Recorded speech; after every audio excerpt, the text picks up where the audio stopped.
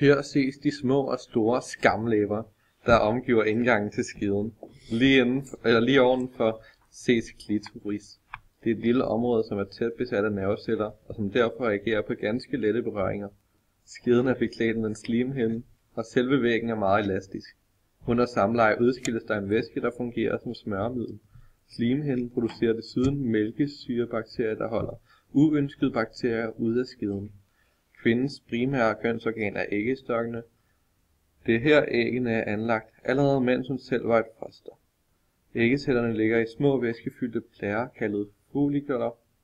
Hver måned starter der en modning af flere æggeceller, men som regel er det kun et æg, der udvikles så langt, at det frigives fra æggestokken. De fleste piger får deres mens, når de er 10-16 år, og så har man det i 35-40 år, afbrudt af de perioder, hvor man er gravid.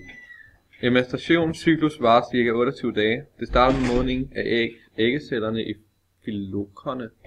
Hormonet FSH får æggecellen til at vokse og stimulere follikelcellerne, som danner østrogen. Efter 14 dage er det færdigudviklet og klar til ægløsning. Ægløsningen bliver stimuleret af hormon. Efter 14 dage går der hul på folliklen, og det modne æg bliver frigivet til æggeledertrakten.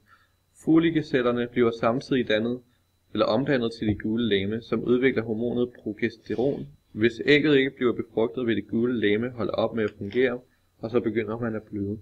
Imens menstruationen er i gang, er der allerede en ny ægcelle, der er begyndt at udvikle sig. Hvis et æg bliver befrugtet, vil det gå igennem æggelederen og hen til livmoderen og sætter sig fast i livmoders slimhinden.